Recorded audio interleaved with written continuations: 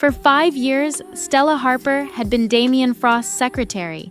She'd also been his lover. He found her everywhere, pulled her close everywhere, took what he wanted everywhere. Stella had only come in to drop off a file folder. Before she could blink, his hand was on her waist. Good girl. She cursed herself for listening to him, for letting this spiral so far out of control. Damien, slower. 5 years, Stella. Still not used to it? She couldn't answer. No one would ever believe it. Damien Frost, the ice-cold CEO of Frost Industries, the man whose name made competitors flinch, was an absolute animal in bed. Tell me the truth. Have you been drugging me? Because I can't fucking get enough of you. Stella's legs were jelly. She had to lean against his desk just to stay upright while she fumbled with the buttons of her blouse, straightened his tie with practiced efficiency. The glacial CEO was back, already pivoting to work mode. Stella bit her lip. Damien, I'm almost 30. My parents keep asking, do you ever think about our future? Miss Harper, work hours are not for personal matters.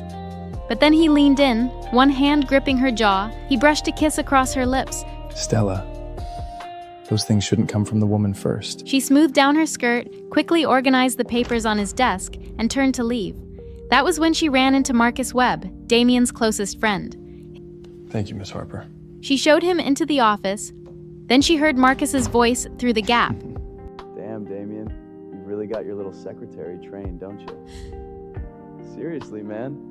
How many positions have you two tried over the years? Stella froze. How did he know that? You've got the wildest setup I've ever seen. She felt exposed.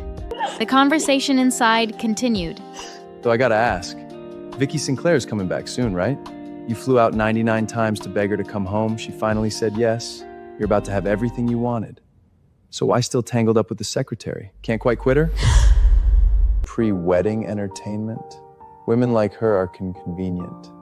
They know how to please, they don't make demands, and the sex is incredible. Vicky's always been delicate.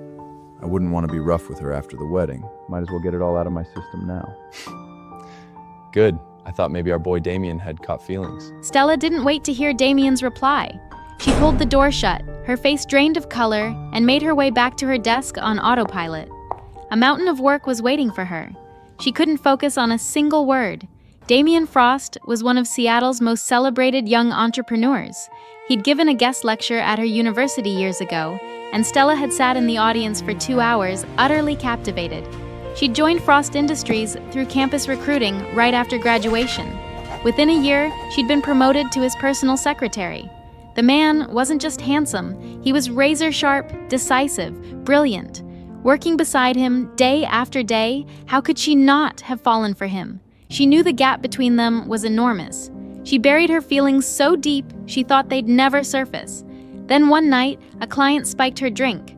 She'd locked herself in a hotel room, burning up, barely holding on, and suddenly he was there.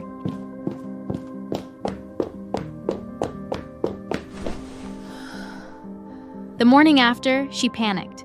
She started drafting her resignation letter, but before she could send it, he wrapped his arms around her from behind, pressed a searing kiss to her bare shoulder.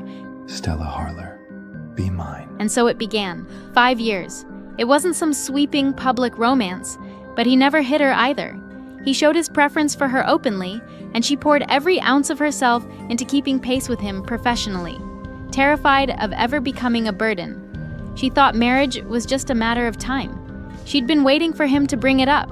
Then her parents started pressuring her, and she finally gathered the nerve to ask.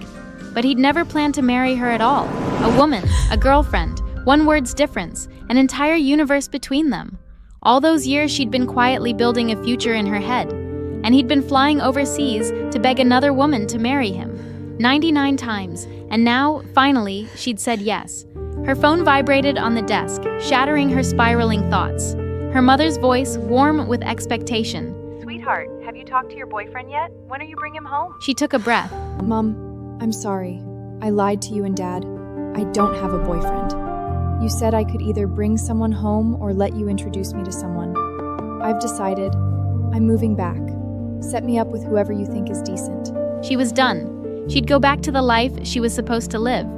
They'd never see each other again. You're really inclined to coming back? You'll quit that job in the city and you'll actually meet someone? What kind of man are you looking for? You choose. I trust you.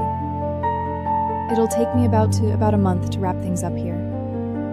Once everything's settled, I'll be on the first flight home. Stella exchanged a few more words, then hung up. She stared at her computer screen for a long moment. Then, with trembling fingers, she opened a blank document and typed 4 words, letter of resignation. She submitted it within the hour. The HR manager rejected it in under 60 seconds.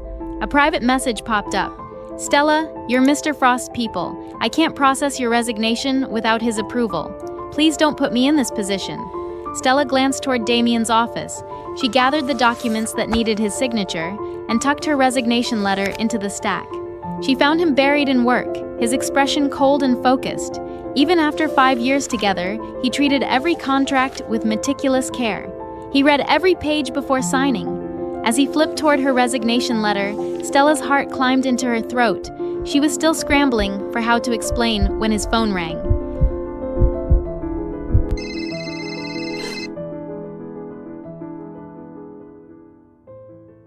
She saw the name flash on the screen.